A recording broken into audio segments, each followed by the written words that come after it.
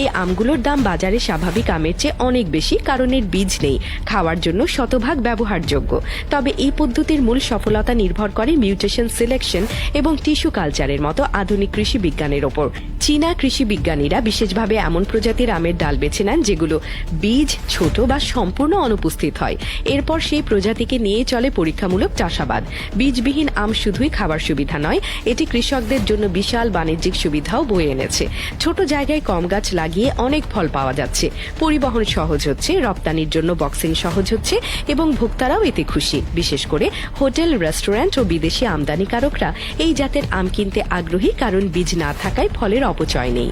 চীনের এই উদ্ভাবনী পদ্ধতি এখন শুধু চীনের মধ্যেই সীমাবদ্ধ নেই।